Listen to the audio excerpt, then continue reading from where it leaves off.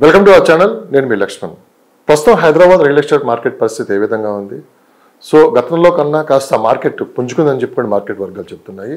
So ఇదే అంశంపై ప్రస్తుతం మనతో కూడా మాట్లాడడానికి ప్రముఖ real estate expert Ulluru Venkateswararao గారు ఉన్నారు. ఆయనతో కూడా మాట్లాడి మరిన్ని విశేషాలు తెలుసుకున్నాం. సార్ నమస్తే, ఎలా ఉన్నారు? సో ఏంటి లేటెస్ట్ ట్రెండ్స్ ఏంటి అంటే కాస్త మార్కెట్ పుంజుకుందని చెప్పి కూడా మనకి వినిపిస్తున్నమాట. సో ఏం జరుగుతుంది మార్కెట్లో?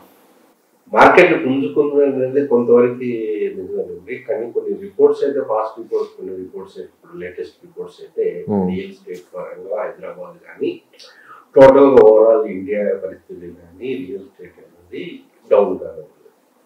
కారణాలు వివిధ జియో పొలిటికల్ సిచ్యువేషన్స్ కానీ టోటల్ ఎకానమిక్ సిచ్యువేషన్స్ కానీ జాతీయ స్థానిక ఇక్కడ ఏంటంటే ఇంకోటి హైదరాబాద్ కి ఎక్కువ ఇంపాక్ట్ ఎక్కువైంది. ఎందుకు కారణాలు ఏంటంటే ముఖ్యంగా ప్రీవియస్ గవర్నమెంట్ కూడా ఏంటంటే ఆర్టిఫిషియల్ గా హైక్ తీసుకురావటం ఒకటి, దాని కరెక్షన్ మోడ్ లో ఇంకా కరెక్షన్ మోడ్ లోనే ఉన్నట్టుంది ప్రస్తుతం మార్కెట్. దీని నుంచి ఆ స్టేజ్ నుంచి కొంచెం రావడానికి ఏంటంటే ఒక మూమెంటం అనేది డెఫినెట్ గా క్రియేట్ అవ్వాలి. అది క్రియేట్ అవ్వట్లా.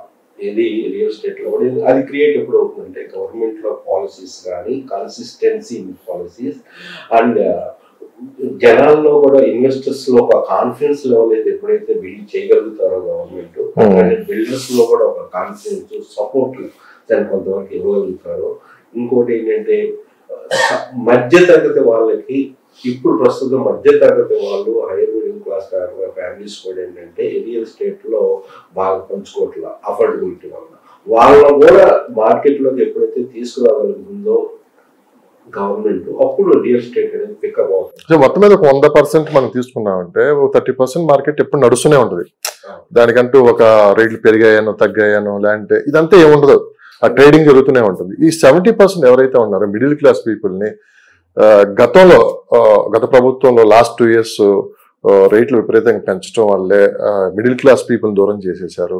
చాలా వరకు కంపెనీస్ కూడా ఏంటంటే డెవలపర్స్ కానీ కంపెనీస్ కావచ్చు పెద్ద ప్రాజెక్టులు చేపట్టారు, కానీ ఈ మిడిల్ క్లాస్ ని దృష్టిలో పెట్టుకొని వాళ్ళు ఎటువంటి ప్రాజెక్టులు చేపట్టలేదు. అందుకే ఈ రేట్లు కూడా చూసి చాలా వరకు వెనక తగ్గుతున్నారు మిడిల్ క్లాస్ పీపుల్. అంటే మీరు ఏం చెప్తారు?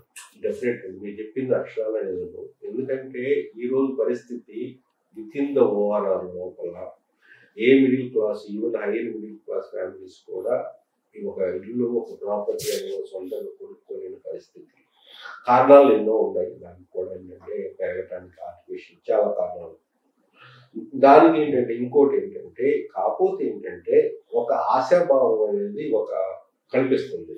అది ఎట్లాగంటే ఒకసారి మనకి ఫ్యూచర్ లో రాబోతున్న రీజనెంటింగ్ రోడ్ రావడం కానీ గవర్నమెంట్ పాలసీస్ మారుతూ కాన్ఫిడెన్స్ లెవెల్ కాన్ఫిడెన్స్ అనేది బిల్డప్ చేయగలిగితే భయం అనేది ఇప్పుడు ఉంది ఏది ఇన్వెస్టర్స్ లో. ఆ భయం పోగొట్టగలిగితే ధైర్యంగా ఇప్పుడు కూడా మీరు చూడొచ్చు చాలా వరకు రియల్ ఎస్టేట్ లో మోసాలు జరుగుతున్నాయి. ఇంకా అంటే వీటి వలన హైడ్రా ఎఫెక్ట్ ఇంకా జనాలు మర్చిపోలా. అంటే వీటి వల్ల ఏంటంటే జనాలు ఏంటంటే వెయిట్ అండ్ వాచ్ ఉండరు. ఒకవేళ డబ్బులు ఉండేవాళ్ళు వెయిట్ అండ్ వాచ్ లో ఉన్నారు, డబ్బు లేని వాళ్ళు ఎటు అఫోర్డబిలిటీ లేని వాళ్ళు ఎవరు కొనలేకపోతున్నారు. ఇంకోటి ఏంటంటే సెకండ్ అంతకుముందు కూడా ఎక్కువ ఏంటంటే సెకండ్ హోమ్ అనేది బాగా కాన్సెప్ట్ బాగా పెరిగింది. ఒక హోమ్ ఉండటానికి రెండో హోమ్ రెంట్ల పరంగా ప్యాసివ్ ఇన్కమ్ గా తీసుకురావడానికి అనేది ఎక్కువ ఉండేది. కానీ ఇప్పుడున్న పరిస్థితుల్లో అది సెకండ్ హోమ్ అసలు బయింగ్ అనేది టోటల్ గా క్లోజ్ అయిపోయినట్టు అనిపిస్తుంది. ఎందుకంటే కారణాలు కూడా మనకు కూడా ఉన్నాయి. ఈక్వల్ ఆపర్చునిటీ కూడా ఏంటంటే సెకండ్ 2 tier 3 tier సిటీస్ కూడా టౌన్స్ కూడా ఏంటంటే బాగానే అక్కడ కూడా అప్రిషియేషన్ బాగా రావటము.